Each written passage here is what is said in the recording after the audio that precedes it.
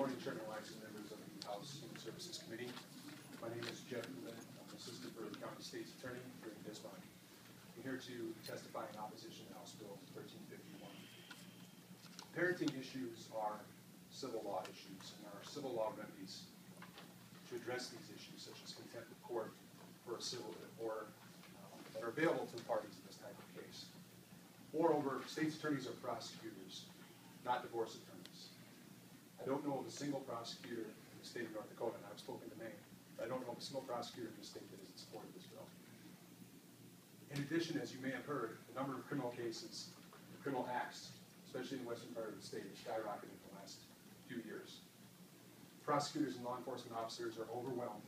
We have no room in our jail or prisons. To require prosecutors and law enforcement officers to become deeply involved in these burdensome and oftentimes drawn-out civil law cases would simply break our backs. On a personal note, I'm a child of divorce. My parents were divorced when I was 11 years old. There was a custody battle over myself and my siblings. I entrusted the decision to the court system and the good judgment of our judicial officers in the Supreme Court. And I'm here today to tell you they got it right. My father was awarded custody of me, and I'm standing here before you today as an assistant for the County State's Attorney. If I would have been subjected to some sort of shared parenting arrangement, I wouldn't be here today in this capacity. I'm quite confident in that. I don't know where I'd be. I don't really want to think about it. But the courts did right for me and my family. I'm confident that they will do so in these cases, and it certainly isn't something that the state's attorney and the prosecutor would be involved in as civil law matters. Is out of our realm of what we do. So with that testimony, I would stand for any questions that you might have. Thank you. Are there any questions from the committee? Representative Porter. Thank you, Mr. Chairman. Mr. Ullman, tell us how situations like we heard about this morning are handled when there is a clear violation of a court order and a criminal act has been committed according to our century code, where a misdemeanor has been committed, or maybe even a felony has been committed. It's turned over or notified of through either law enforcement or the state's attorney's office, and then you have the right to say, no, we don't want to do that because we know the law has been broken, but it's a civil matter? Well, I would give Representative Porter, thank you. That's essentially correct. We do have some prosecutorial discretion. Just because something may be a black letter violation of the law doesn't always mean that we're going to prosecute the charge. And in some severe cases, we have actually gotten involved, and I have personally filed kidnapping charges, criminal charges in district court when we feel the circumstances warranted. However, if it's just a dispute about, mom took child for a couple hours to a movie and she wasn't allowed to, she's supposed to bring him back by 5 o'clock and it's 7 o'clock and she's not there yet, that technically could be considered a violation of the order, and we could file such, but again, we would use our prosecutorial discretion in those cases and not follow through and charge. And to me, and to most of my colleagues, or all of my colleagues that are prosecutors, we feel that is more of a civil issue to be addressed by that process. Mr. Chairman and Mr. Ullman, the one that was described today by the individual and by his attorney crossed state lines and was chosen to be ignored. How do we, as the makers of the laws that you're supposed to be following, make sure that you're doing what we're telling you to do? Well, Mr. Chairman and Representative Porter, the best way I can answer that is to say we're elected officials too, and if folks are disagreeing with our prosecutorial discretion, they certainly have the right to vote us out of office. If I charged every single black letter law violation, I can't tell you how many cases I'd have. Okay, there could be a simple case of somebody crossing the Red River to take a child from Fargo to Moorhead. Is that something we're going to charge kidnapping for? I don't think so. Now, I'm not familiar with the case Mr. Dietz is talking about here today. I don't know the facts and circumstances. Ms. Sassy Russell was the attorney in my office to handle that case, it sounds like. I don't know what the facts and circumstances were of those cases, but I do trust prosecutors in deciding when when criminal charges are appropriate and when they're not. I mean, we gotta have, at some point, I think we gotta have some trust for the judicial officers of the system that can decide when criminal charges are appropriate and when they're not appropriate. And we have to make those decisions every day. And, you know, like I said, I've charged people with kidnapping before when they've taken their children across state lines in violation of a custody order. In fact, they actually took their children down to Indian reservation in South Dakota. I went as far as having the FBI get involved and having to go on the Pine Ridge Reservation and take these children back. So we are willing to do that when the facts and circumstances of each individual case call for that. And in that case, we thought it did. But, you know, I'm not going to get into their facts of their case. Obviously, the courts made the decision that they did. And our prosecutors felt that it wasn't appropriate to bring charges in that case. And I think that there's got to be some trust of prosecutors in our decision-making in the process.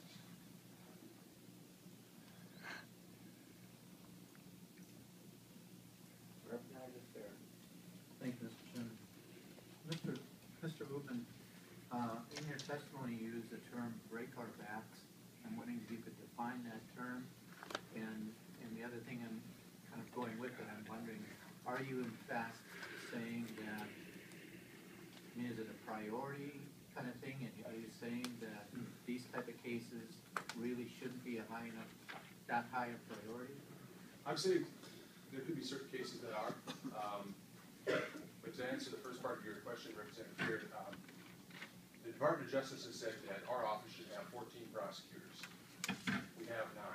Okay, so all of us are completely overwhelmed right now with our caseload. And it's that way anywhere from Bismarck West. So we've got a lot of violent, pressing crime that, quite frankly, in most circumstances would take priority over a case like this. So, you know, we just don't have the time and resources right now to deal with some of these issues that we don't even feel are criminal law violations, or a civil law case. So they do fall down lower on the priority scale. Now, the example I gave earlier, where the mother took her children to the reservation in South Dakota in violation of the court order, and we felt the children were in danger, that suddenly becomes a big priority. But that's because of the facts of those cases indicated to me that was the case. And, you know, I don't know what, oftentimes, from what I've seen, the children aren't in danger if one of these are violated. So I rank the priority of how I handle those cases based on you know, safety for the child. Mr. Chairman, if I could please. Continue. Thank you, Mr. Chairman. When you say in danger, are you meaning in danger of immediate harm, or are you saying, or does that include being in danger of not having a connection to that non-custodial parent? Chairman Weiss and Representative Beer, I do mean in danger of physical harm in the case, or at least of their needs, basic needs not being met, food, clothing, shelter. If we have reason to believe that any of those things are occurring under the custody of someone who should not be having those children, then we're going to act, because the welfare of the child's basic needs are in question and jeopardy.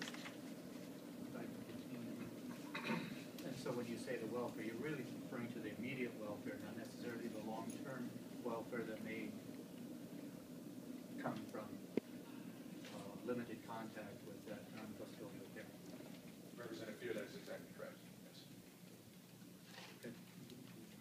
I have one more question, separate issue, and that is coming back to the requirements for sheriffs and